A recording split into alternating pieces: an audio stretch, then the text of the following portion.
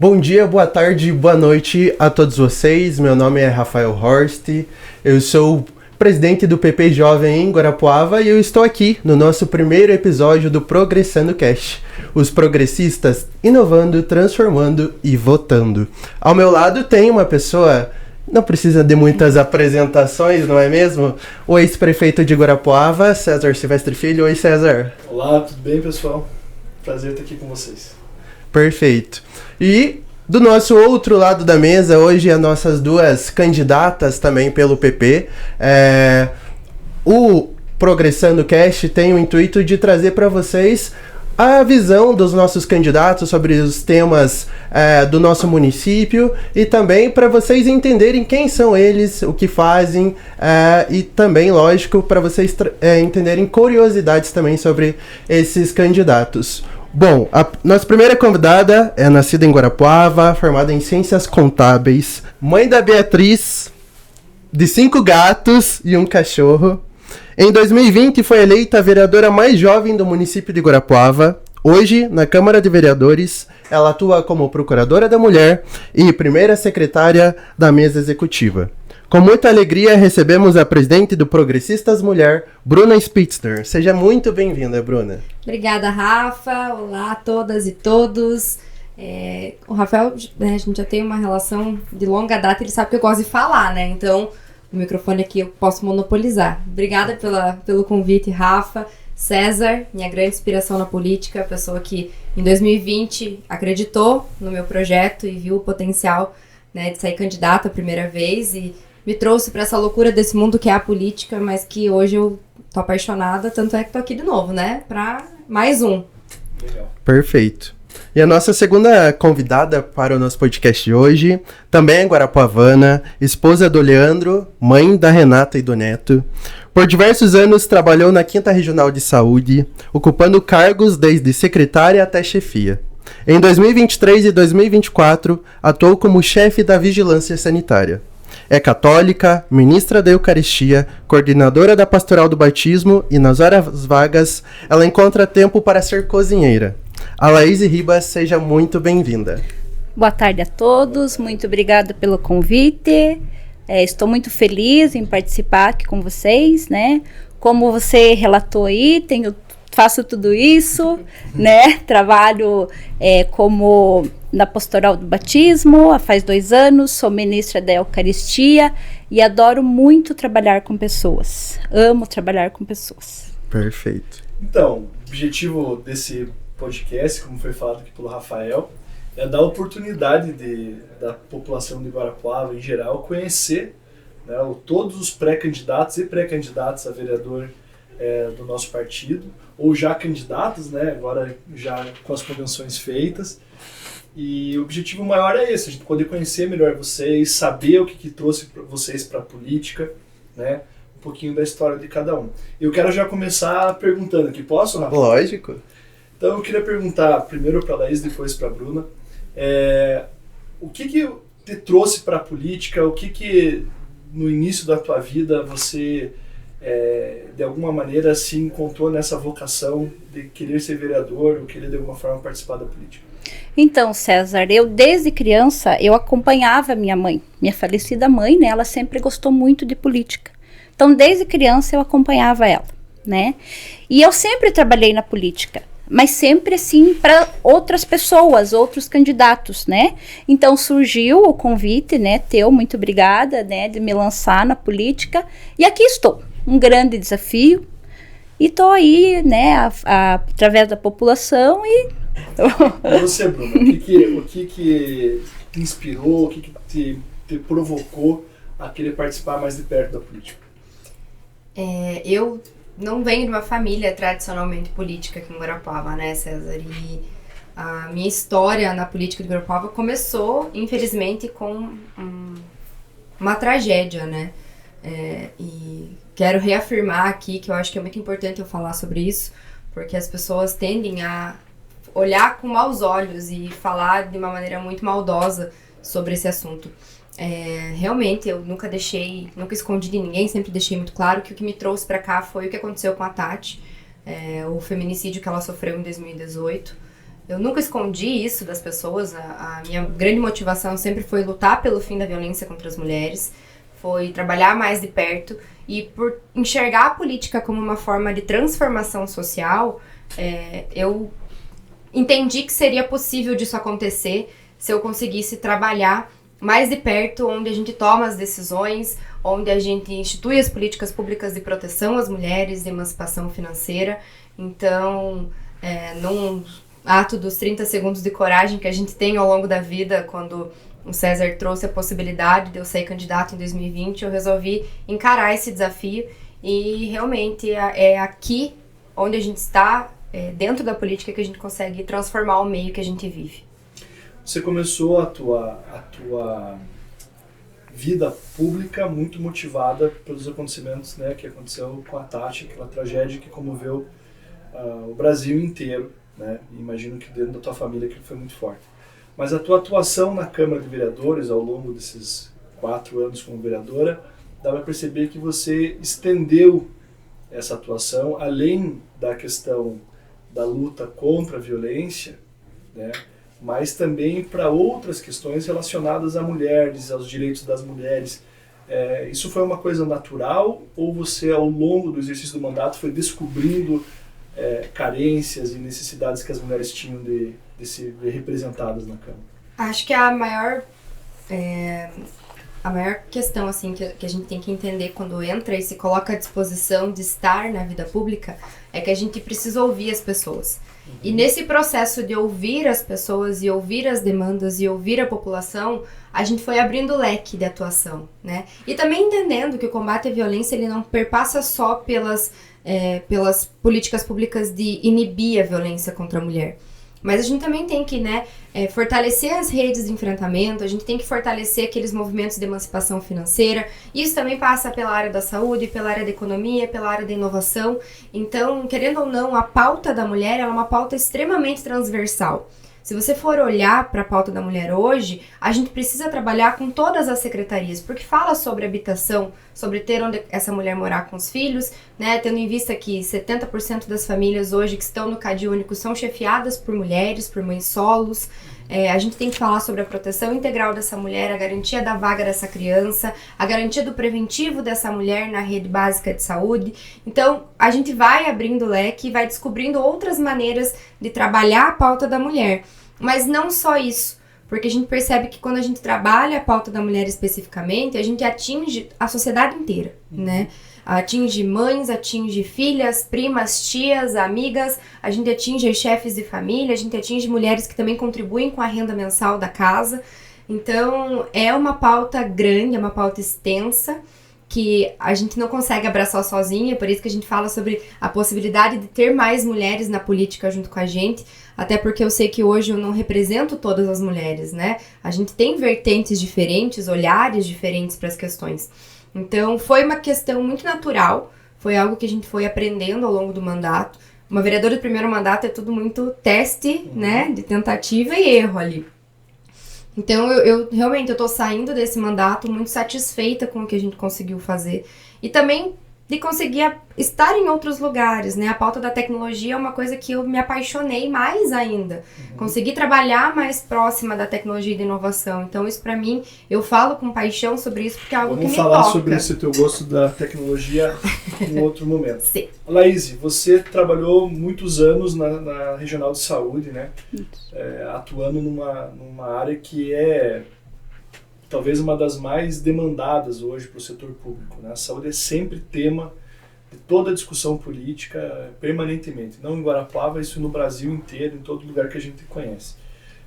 Como é que você pretende levar essa experiência tua, de trabalhar na saúde, de estar do lado de cá do balcão, né, para a Câmara de Vereadores, considerando que você conhece os problemas da população relacionados a essa questão de saúde?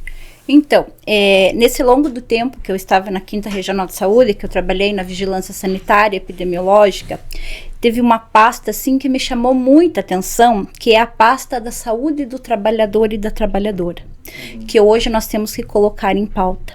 Os nossos trabalhadores e as nossas trabalhadoras hoje estão adoecendo muito, principalmente a saúde mental, os acidentes, né? Criança, adolescente. Então, nós temos um trabalho muito árduo pela frente, né? E eu me coloquei na política porque, assim, eu aprendi que está precisando ter um momento para a saúde do trabalhador, né? Mais focado nisso. Mais focado nisso. E me diga uma coisa, muitas vezes a gente fica olhando, né, os candidatos, né, Rafa? E a gente quer saber das propostas, do que pensam, mas tem um aspecto que para mim me causa muita curiosidade, e imagino que para muitos que estão nos assistindo também. A gente quer conhecer um pouco mais de vocês como pessoa, né? Foi lido aqui o currículo de vocês duas são mães, né, tem já uma história, mas eu quero... Como é que foi a infância de vocês? Como é que foi a tua infância? Você é nascido em Guarapuava, você nasceu aqui, como é que foi a tua infância? Isso, eu sou nascida em Guarapuava, né, eu perdi os meus pais muito cedo, e daí eu morava com a minha avó. Minha avó, aquela italiana muito ruim, né, assim, brava, né, e como todo bom italiano. Então, eu casei muito cedo, né? Me casei com os 19 anos, tive a minha filha com 20 anos. E a minha infância foi assim, cheia de...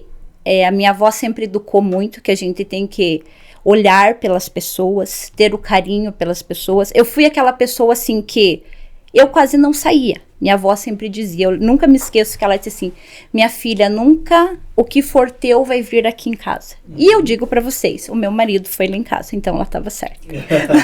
E hoje, faz 28 anos que eu sou casada, né? Tenho uma filha de 28 anos que mora em Curitiba e o meu filho tem 19. Então eu tive uma infância assim como toda criança, brincando, aqueles brinquedos nós não tínhamos muita coisa, porque daí nós ficamos órfãs em três órfãs, né? Então, mas assim, nós éramos uma família... Os 3 ficaram com a avó. As 3 com a avó. Então, nós éramos uma família muito feliz. Nós somos uma família... Eu estudei no Colégio Ana Wanda Bassara, né? Eu também estudei. Estudei no Colégio Ana Wanda Bassara. Fiz faculdade de pedagogia, mas não atuei na área. Minha área mesmo é saúde, né? Tanto que agora eu quero voltar e quero fazer uma pedagogia, né? Quero voltar e quero fazer mais uma faculdade, né? E sempre gostei da área da saúde. Então... Mas quando eu estava na parte de pedagogia, fiz com muito carinho, gostava muito das crianças, fui mãezona mesmo, sabe? E você, dona Bruna? Nascida e criada aqui em Guarapuava. Cresci muito ali na região do Jordão dos Barreiros, meu avô tinha uma chácara lá, né? Então nós somos uma família grande. Chácara Imperador? A Imperador é atual, aquela é Nossa Senhora Aparecida. A Imperador é mais recente. E nós somos uma família muito grande, né? Somos em 13 primos. E a gente vivia lá com o avô e com a avó. A gente aproveitou muito a nossa infância lá. Então, eu tive uma infância muito... E acho que foi isso até que me aproximou. Eu tenho uma relação muito próxima com toda a minha família, né? Muito difícil para eu ficar longe deles. Então, eu tenho essa conexão muito forte, assim mesmo, com as minhas raízes aqui, sabe? E você decidiu ser contadora por conta da... profissão dos pais, Sim, do avô, meu avô família. foi um dos primeiros contadores da cidade, né? Ele se formou no colégio técnico lá do Carneiro Martins. Ontem até a gente tava vendo algumas fotos dessa época, 65, se eu não me engano. E ele foi, então, um dos primeiros guarda-livros, né? E aí meu pai seguiu a tradição da família, minha mãe, meu irmão, eu, então eu fui pra vida da contadoria também, porque é algo que tá no sangue da gente, né? Ai da Bruna se não fosse contadora. Nossa Senhora!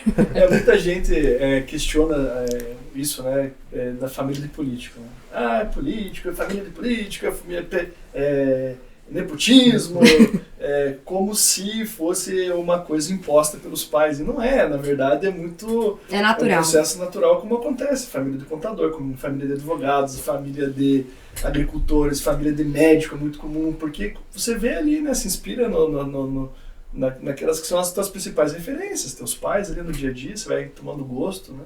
Exatamente. Comigo foi muito natural também, apesar de ter me formado em outras coisas, e hoje, digamos que eu sou mais versátil, né?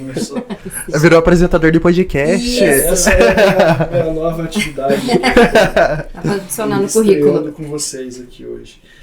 Assim, todos nós temos nas nossas vidas algum fato né, em que em algum momento é um divisor de águas.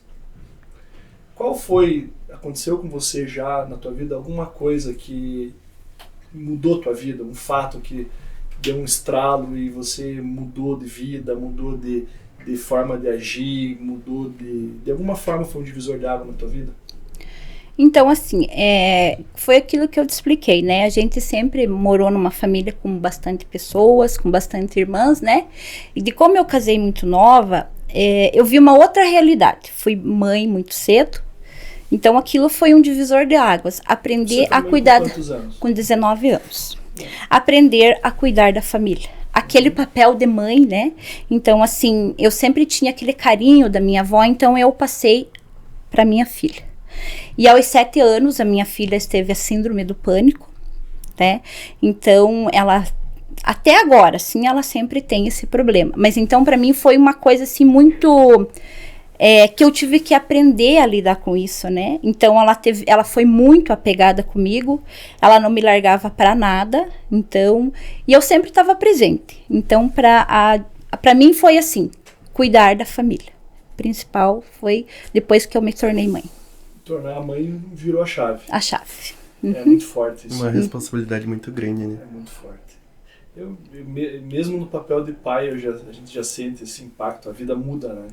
A vida da gente é uma antes dos filhos e muda completamente. Né? Não tem como dizer que é a mesma coisa. Né? E você, Bruno? Acho que é algo que todo mundo já sabe, né? O divisor de águas da minha vida realmente foi o assassinato da Tati, né? Ali realmente virou uma chavinha na minha cabeça do mundo mesmo, e principalmente porque, como mãe de menina, eu tinha vontade de colocar a Beatriz dentro de mim de novo, pra proteger do mundo, né? Porque foi algo muito forte, muito grande, de uma pessoa que estava dentro da nossa casa. Então, é assustador, né? Então, esse realmente foi o ponto de virada de chave, assim, de como eu agiria e o que eu poderia fazer para mudar a realidade. E dali entender que a gente pode ter um papel maior na sociedade, né? Exatamente. Às vezes, infelizmente, né, precisa um fato como esse para a gente entender que nós não estamos aqui a passeio, né? E se a gente quer transformar um pouco do mundo que a gente vive, a gente tem que se colocar. Se doar, né? Vocês duas são jovens, são mulheres, né, querendo entrar na política.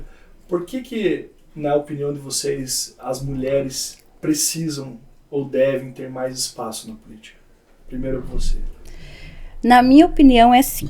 Eu acho que as mulheres têm que ter mais espaço na política, porque, assim, as mulheres, elas são mais humanas, não que os homens não sejam, né? Mas elas trazem a família para perto delas. Assim, eu acho que nos dias de hoje, trazer a família para dentro da Câmara, trazer aquelas pessoas, assim, no ano de 2020, antes da pandemia, eu trabalhei muito cuidando dos moradores de rua. Então, eu me vi muito ali, sabe, assim, participando daquelas pessoas, você ouvir eles, sabe, assim, você olhar para eles e ver que aquelas pessoas precisam daquele amor que eu já digo de mãe. Entendeu? Muitos estão ali na rua precisando daquele amor de mãe. Então, eu acho que as mulheres na política hoje, elas têm que fazer a diferença. Esse olhar, esse amor pelas pessoas, eu acho que ela traz muita diferença na política. E você, Bruna, você já é uma referência hoje na política de Guarapuava, como uma vereadora, a mais jovem mulher a se tornar vereadora em Guarapuava, na nossa história. E pela tua forma de atuar, sempre muito identificado com a causa da mulher, hoje é presidente do Progressistas Mulher, na Câmara tem a tua atuação lá como procuradora. Além dessas coisas mais convencionais, desse papel que foi aqui já elencado, que outra diferença a mulher faz na política de forma prática? Assim? Por que o eleitor que está nos assistindo agora, ele deveria, ou a eleitora, deveriam pensar e ter como um critério, por exemplo, escolher uma mulher? E daí, entre as mulheres, escolher o nome, por exemplo. Porque nós vivemos principalmente numa sociedade plural, e se a gente for levar em consideração a necessidade de termos uma representatividade de acordo com a população, nós somos majoritariamente, né, a nossa população Tem mais mulher do que homem. Exatamente, nós somos mais de 52% da população, principalmente em Guarapuava. Então, a política ela precisa ser um retrato da sociedade. E quando a gente tem uma política hegemônica com homens brancos, homens mais velhos, a gente não vai ter ideias diversas e plurais que representem todo mundo. Então a gente tem que trazer essa diversidade da mulher para dentro da política, e principalmente porque a gente entende das nossas próprias causas, nossas próprias dores, né? Aquilo que nos atinge muitas vezes fisiologicamente não vai atingir vocês enquanto homens. Uma coisa que eu sempre falo que é importante todo eleitor ter em mente: a Câmara de Vereadores ela representa toda a população. Então, temos 21 vereadores. Esses 21 vereadores representam os interesses, as dores, os sonhos, as vontades de 100% dos guarapuavanos. Nesses 100%, nós temos metade homem, metade mulher, uma parte expressiva de jovens, uma parte expressiva de pessoas com mais idade. Só que quando a gente vai olhar os que se elegem tradicionalmente, a grande maioria, como a Bruna falou, são de homens e homens com mais de 40 anos de idade. Então acaba que esse pensamento, ou a forma de enxergar o mundo dos homens com mais de 40 anos, acaba, muitas vezes, prevalecendo sobre tudo que rege os interesses da cidade para todo mundo. E não é. Exatamente. A jovem de 19 anos, ela tem um sonho e uma forma de enxergar a sociedade completamente diferente do homem de 80 anos. Então, é muito importante realmente a gente dar esses espaços, estimular não só as mulheres, mas eu acredito também que perfis de idade diferentes. A gente tem a mais jovem, a gente precisa ter pelo menos 20, 30% da Câmara representada por jovens, sejam homens, sejam mulheres. Eu fico muito feliz de ver vocês hoje assumindo essa postura de coragem de se candidatarem. Não é fácil o mundo da política. Para qualquer um, para as mulheres tem algumas dificuldades adicionais. Porque a gente sabe que as mulheres enfrentam ainda muito preconceito, muita resistência, a sociedade de forma geral ainda é muito machista, né? Então, para ser política mulher, tem que romper barreiras que os homens não precisam romper, né? Elas têm que ter uma força adicional. Qual é a barreira, na tua opinião? Qual é a dificuldade maior que você vê hoje para ser política ou querer ser política sendo mulher? Foi aquilo que você explicou agora, né? Que o homem, e às vezes ele tem... Eu não sei como eu posso explicar. Eu não sei se às vezes as mulheres, elas não acreditam nas mulheres, ou elas acham que os homens têm mais potencial para fazer aquele trabalho, sabe? Eu não sei. Hoje a nossa realidade é que nós somos, que nem a Bruna falou, 52%, né, de mulheres, mas ainda tem esse preconceito com as mulheres. Elas preferem, às vezes, os homens do que as mulheres. E você, Bruna? Qual a dificuldade que você vê que as mulheres enfrentam a mais do que os homens? A validação das ideias, né? Historicamente, a política não é feita para mulher. E quando a gente se coloca como uma pessoa que lê, que estuda, que sabe do que está falando, a gente tem que se provar até 3 vezes mais do que um homem teria que se provar na política. Então, os nossos projetos precisam ser muito melhor embasados, os nossos projetos passam por muito mais discussão. E quando você é uma mulher e jovem, ainda tem aquela questão, né, e aí, menina? Né? E é nunca um menina carinhoso, é sempre um menino pejorativo. Então eu acredito que essa seja uma barreira muito grande que a gente enfrenta no dia a dia da Câmara Municipal. A experiência que eu tive de parlamento, né, na Assembleia, e olhando as câmaras de vereadores, que a gente vê isso. As mulheres, elas acabam, em geral, a experiência que eu tive, tendo uma qualidade de mandato na média maior que a dos homens, justamente por isso, porque as mulheres se sentem mais desafiadas. Elas acabam sendo, de certa forma, passando por mais dificuldades, por mais barreira para chegar. A gente sempre percebe assim, uma postura de mais seriedade, mais compromisso com o mandato. As mulheres, em geral, estudam mais os projetos, discutem mais a fundo. E isso é uma coisa que é bastante visível para mim. Eu sempre falava uma coisa: se a gente tivesse uma Câmara de Vereadores, ou uma Assembleia, ou no Congresso Nacional, metade homem, metade mulher, eu tenho certeza que não ia faltar mais vaga em creche em lugar nenhum no Brasil. Sem dúvida nenhuma. Porque essa é uma dor que as mulheres sentem que os homens às vezes negligenciam. Perfeito. Né? Esse é um exemplo claro dessa coisa do sentimento, né? A percepção de prioridade do homem e da mulher nem sempre é a mesma. Exatamente. Perfeito. Precisa ser melhor trabalhado. Eu vou até apressar porque tá acabando nosso tempo. Mas que coisa triste. Se deixar, a gente fica o dia inteiro. Bom, mas seguindo nesse sentido que a gente tá conversando, eu gostaria que vocês trouxessem a visão de vocês para essas eleições, principalmente. A gente tá trazendo aqui para vocês os candidatos do PP, então a gente vai ter 22 candidatos ao longo dos nossos episódios aqui.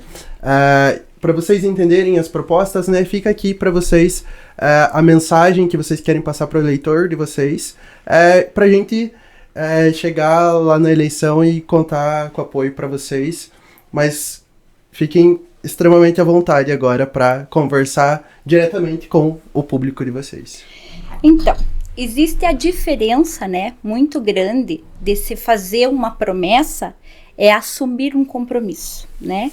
Então, hoje, eu gostaria muito de assumir um compromisso aqui perante, né, os nossos eleitores, que, se eleita for, estarei trabalhando, e vocês terão uma amiga, né, uma mulher comprometida, conhecimento da saúde. Vou precisar trabalhar, estudar, como o César falou, porque todo dia a gente precisa aprender, mas estou aqui para trazer o meu conhecimento, né, na área da saúde. Quero trabalhar em prol das pessoas menos favorecidas, e esse é o meu recado, né? Eu não quero prometer nada. Eu quero ter um compromisso com a nossa comunidade. Muito bem, Laísa, começou bem. Deixa eu, antes de encerrar, eu queria fazer algumas coisas para entender melhor o teu perfil. Se você tivesse a oportunidade, uma única oportunidade de convidar uma personalidade da história da humanidade para conversar com você por uma tarde inteira, quem que você chamaria? Quem que eu chamaria? Olha, César, eu chamaria você. Porque eu sempre admirei você, sempre foi uma pessoa admirável, né? Como eu falei, sempre nós trabalhamos de lados opostos, né? Eu chamaria você, porque você tem um vasto conhecimento e seria uma tarde agradável. Obrigado. Seria um prazer. E me diga uma coisa, cite algumas qualidades que você enxerga que todo político deveria ter. Independente de qualquer político deveria ter pelo menos 3 qualidades. Quais que você citaria? Amor ao próximo, ser mais humano, né? E gostar daquilo que faz, né? Porque hoje a política não é você ir lá e você tem que olhar no olho. Você tem que ver o que a pessoa está precisando naquele momento. Então, eu acho que é isso. Você tem que estar presente junto com a população. Legal. E você, Bruna, se você tivesse a oportunidade de convidar uma pessoa para conversar uma tarde toda, para tirar um aprendizado, aprofundar uma ideia, matar umas saudades, quem você chamaria no mundo? Você falou em matar saudade, o coração já deu uma apertada aqui. Com certeza, se eu pudesse escolher hoje, eu chamaria a Tati. Lembrando de tudo que ela foi, de quem ela foi e como ela era já uma referência pra mim, né? Porque ela sempre foi a prima mais velha, a prima, né? Que tinha aquela influência nas primas mais novas, né? Então, eu acredito que hoje, se a gente sentasse pra conversar, seria uma conversa muito interessante de ouvir, assim, sabe? Porque eu sinto, assim, essa necessidade de talvez me conectar com ela sempre. E eu sei que ela tá sempre amparando os nossos projetos. Quem é a figura da política mundial ou nacional que você tem como referência? Hoje, se eu pudesse escolher ter uma mentoria com alguém, eu sentaria com a Tabata Amaral. Eu acredito que ela seja uma política muito coerente, uma mulher muito forte, com um posicionamento de enfrentamento muito bom. E por tudo que ela já passou, e ela passa não só na Câmara Federal, mas toda a trajetória de vida dela e o que ela tá passando agora, né, na campanha para prefeita de São Paulo, eu acredito que sentar com a Tabata seria um presente. Tabata Amaral, para quem não conhece, nem todo mundo conhece, ela é uma jovem Prodígio, exatamente. 31 anos. Por aí. Sim. Né? Filha de pais trabalhadores, o pai é cobrador de ônibus, a mãe, se não me engano, acho que era doméstica. Uhum. Criada na periferia de São Paulo, que entrou num programa de jovens de bolsa e foi muito nova estudar em Harvard, se formou em Harvard. É uma referência hoje para essa geração nova de políticos. Tem uma linha política mais à esquerda, mas é uma pessoa que tem uma postura realmente muito boa, propositiva, já com alguns projetos interessantes. Hoje é candidata a prefeita de São Paulo. E a namorada do filho do Eduardo Campos. Do João Campos. Do melhor prefeito do Brasil. Mais bem avaliado do Brasil. Sim. Esse é o casal prodígio, política exatamente. Brasileira. E quais as 3 qualidades que você enumeraria no político? Empatia. Amor ao próximo, mas Exatamente. Falta muito isso hoje, né, Laís? Eu acredito que a gente precisa disso para trabalhar com a política. Coerência, muito importante a gente se manter firme naquilo que a gente acredita. E a escuta ativa, eu acredito que seja a principal função de um político. A gente tem que saber ouvir as pessoas. Uhum. E a partir disso, agir. Exatamente. Perfeito. Eu adorei a nossa experiência aqui. Muito Rafa, boa, muito boa. Conclua aí a tua parte também, mas eu queria desde já agradecer vocês pela participação. Foi a primeira experiência nossa. Achei bastante produtivo. Muito obrigado por terem disponibilizado o tempo de vocês. E o objetivo é esse, poder fazer com que os eleitores de Guarapuava conheçam mais a fundo vocês. Tenho certeza que vocês têm muita contribuição a dar para a nossa política já nessa eleição. Tá bom? Muito obrigado. Fica com você agora o encerramento. Perfeito, muito obrigado, César.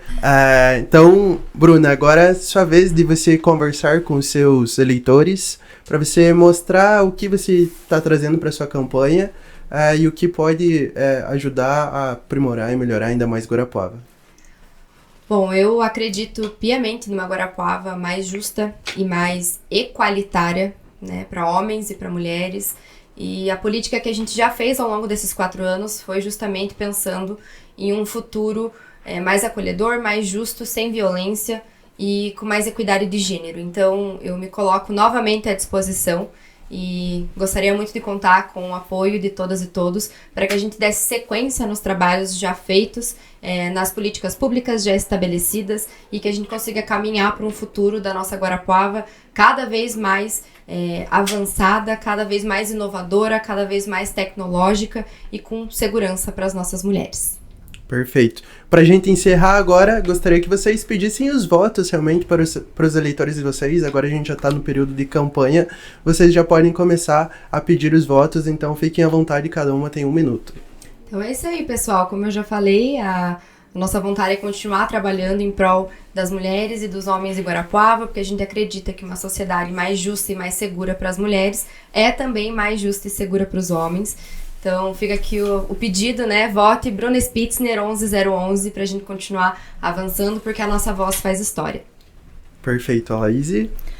Então, eu queria falar à população de Guarapuava, que é a minha primeira vez como candidata, estou aqui, né, para realizar esse trabalho árduo, né, e quero assumir um compromisso com vocês, como eu falei, não é uma promessa, é um compromisso.